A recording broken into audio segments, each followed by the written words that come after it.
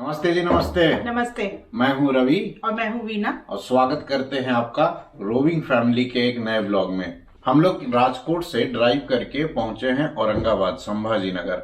यहाँ हम लोग पूरी रात जो है ड्राइव करके आए थे और हमारा स्टे यहाँ एक दिन का था।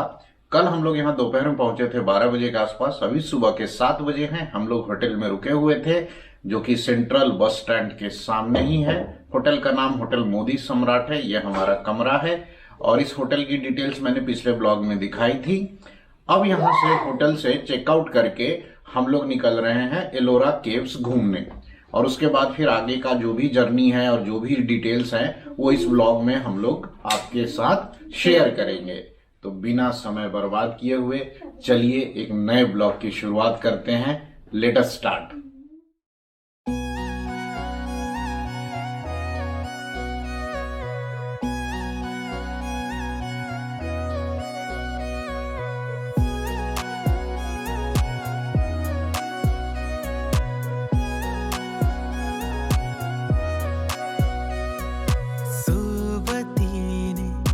चालता तुझं आयुष्य सारे हे मखमली।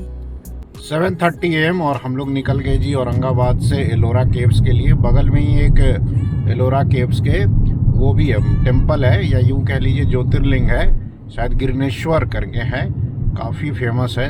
तो अपन देखेंगे, वहाँ भी ट्राई करेंगे। अगर बहुत ज़्यादा क्राउड नहीं हुआ तो वहाँ भी दर्शन करेंगे। बाकी केव्स घूमना है, ब्रेकफास्ट करना है। ये हमारे 3 एजेंडा हैं वहाँ के आज के।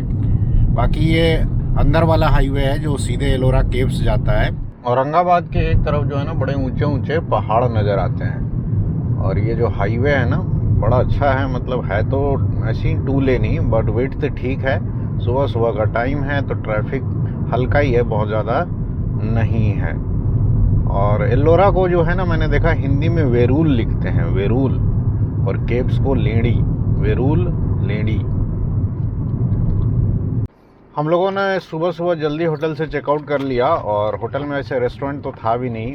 अभी क्या है ना कि कुछ खाया पिया हम लोगों ने नहीं है, बस ब्रश करके निकल गए हैं। बट वीना को मैंने कहा खावा माटे कुछ निकालो, तो खावा माटे हमारे पास कुछ है। घर से निमकी लेकर आए थे, फाफड़ा लेकर आए थे, फाफड़ा लेके आए थे, खाखरा लेकर आए थे, और भी कुछ है, चिप्स वगैरह। अभी वही खाते पीते चला जाएगा और अच्छे से ब्रेकफास्ट जो है वो एलोरा में करेंगे। अभी हम लोग ये क्रॉस कर रहे हैं दौलताबाद, छोटा सा टाउन औरंगाबाद के बाहर। दौलताबाद का जो पौराणिक नाम था वो देवगिरी था, जिसको बाद में कन्वर्ट करके या नाम बदल करके दौलताबाद रख दिया गया है। और यहाँ भी देखिए लेफ्ट साइड में जो है ना वो हर जगह पहाड़ियाँ दिख रही हैं और यहाँ तो मेरे नाम का बियर बार भी है। तो दौलताबाद की ये जो खास बात है वो यही है। लेफ्ट साइड में दौलताबाद का फोर्ट भी है, इधर पहाड़ों में कहीं है बसा हुआ। और ये देखिए सामने क्या ऊंची ऊंची पहाड़ियाँ नज़र आ रही हैं और हाईवे के दोनों तरफ जंगल सा माहौल है। बढ़िया हाईवे है, मस्त हाईवे है। सुबह सुबह ड्राइव में बड़ा मज़ा आ रहा है भाई इसमें। और उस पहाड़ में भी लाइट्स ऑन हैं, लोग बसे हुए हैं शायद।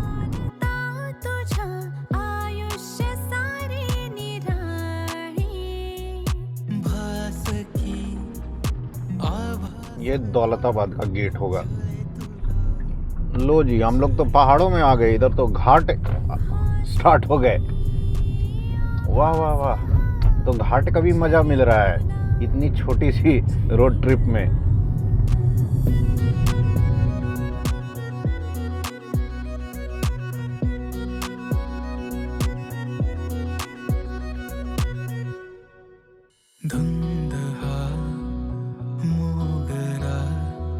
श्वास गंधारला पुन्हा।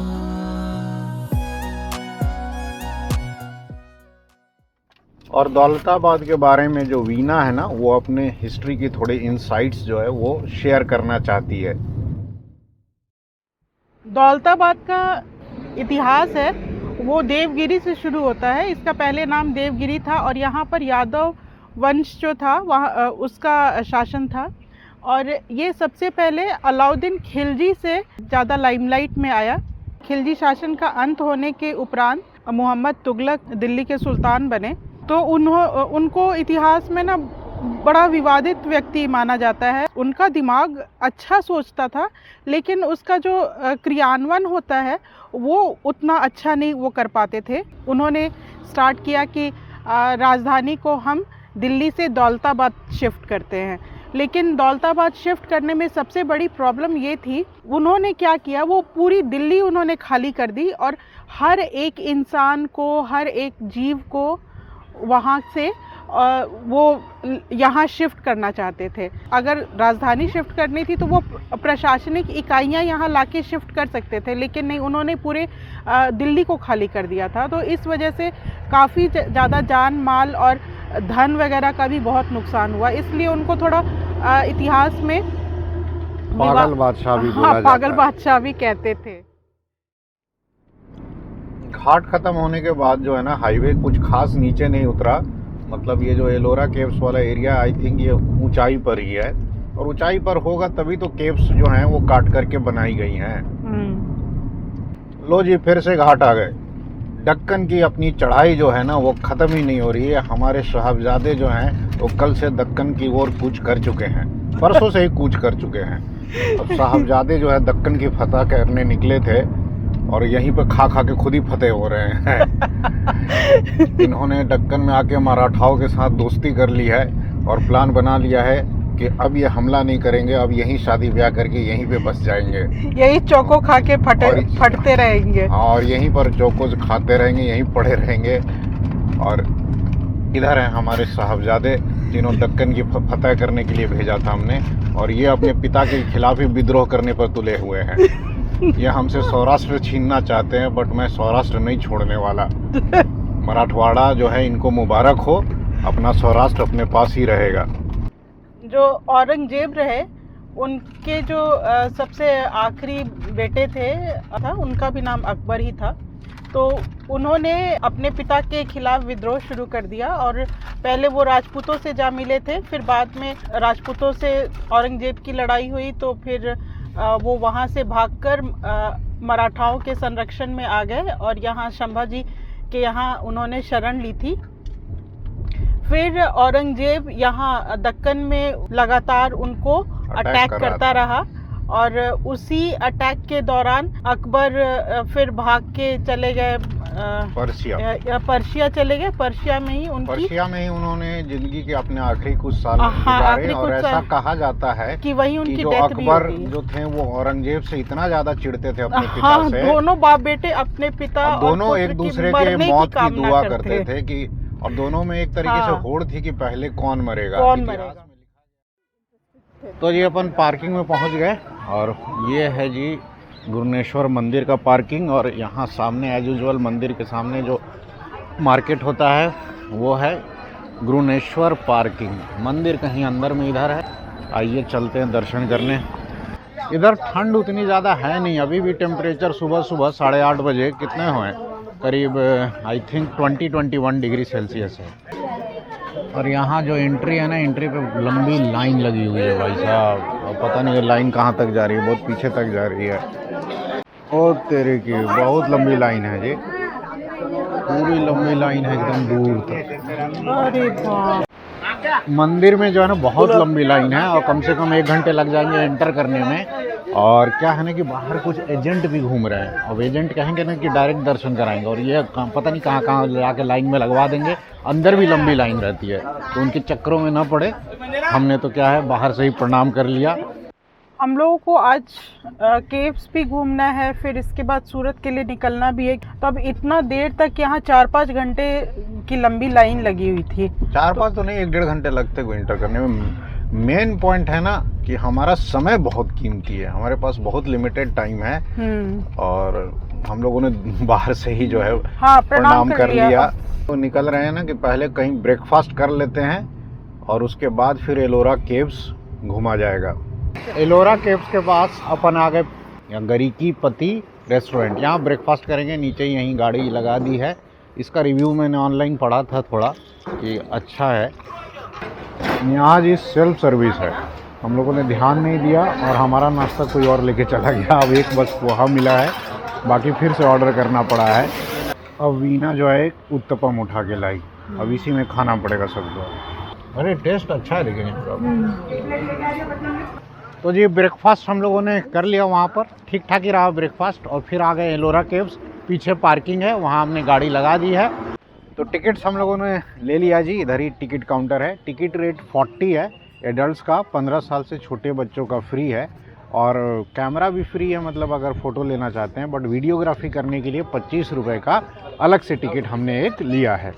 इंट्रेंस पे ही जो है ना पूरा प्लान लोकेशन का दिया हुआ है। में जो है जाएगा और करीब 30-35-34 केव्स जो है ना वो ओपन है। तो जी सबसे पहले हम लोग आए हैं केव नंबर 16, या जिसको कैलाशनाथ मंदिर भी कहा जाता है। ये एलोरा गुफाओं में जो है सबसे बड़ा मंदिर इसी को माना जाता है, या सबसे बड़ा केव। और ये भगवान शिव को समर्पित है। और एलोरा के बारे में बहुत लोग जानते भी हैं कि ये जो मंदिर हैं ये ऊपर से नीचे की तरफ काट करके बनाए गए हैं। मतलब सोचिए सालों सदियों पहले इंसान कितना विकसित था कि सिंपल हथौड़े और छेनी से इतने बड़े बड़े मंदिर ऊपर से नीचे की तरफ काट दिए। और लाखों टन मलबा इसका हटा करके पता नहीं कहाँ ले गए। बाहर एंट्रेंस से पता नहीं चल रहा था, इतना बड़ा मंदिर। ये संरचना जो है ना देख करके मतलब अद्भुत है भाई। कहाँ से पत्थर ऊपर तक ऐसे काटे गए हैं। और उसके बाद अंदर में इस तरह से है, रूम्स भी बने हुए हैं, मंदिर भी पूरा बना हुआ है।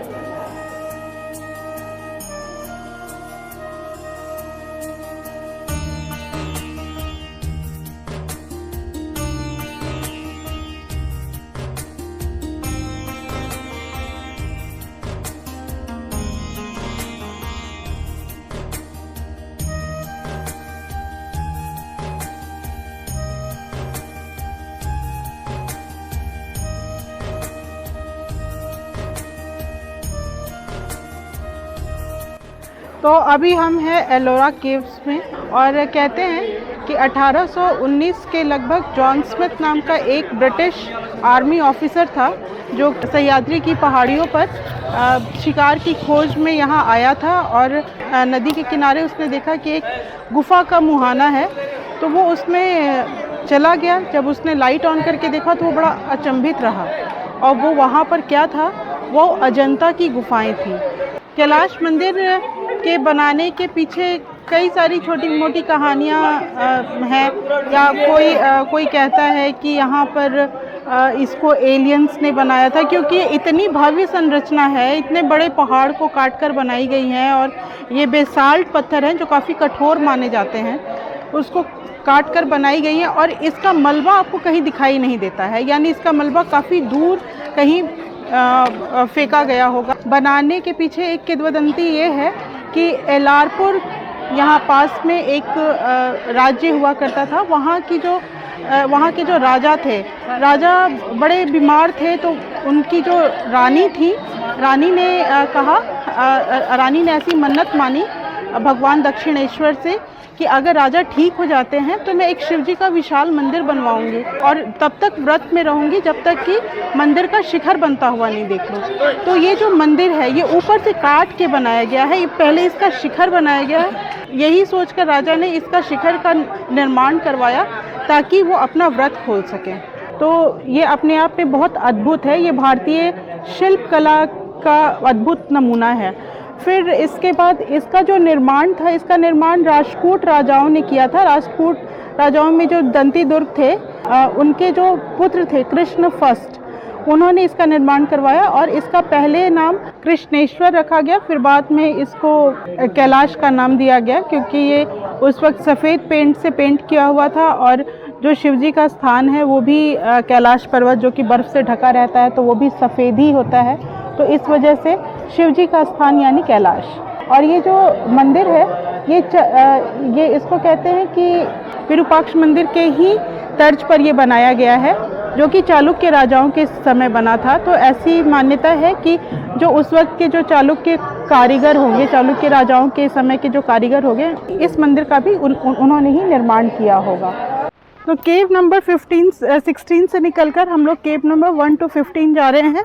जो 1 to 13 है ये बौद्ध धर्म से संबंधित है, 13 to 29 है ये हिंदू धर्म से संबंधित है और 29 से 34 ये जैन धर्म से संबंधित गुफाएं हैं। ये गुफा नंबर 12 है। ये बौद्ध धर्म से संबंधित है। ये जो गुफाएं हैं ये बौद्ध भिक्षुओं के रहने के लिए बनाई गई होंगी। यहाँ पर बौद्ध भिक्षु अपना ध्यान तपस्या वगैरह करते होंगे और यहीं पे वो रहते भी होंगे और अपना अध्ययन अध्यापन का कार्य भी करते होंगे। जैसा कि आप देख सकते हैं ये 3 मंजिला गुफा है।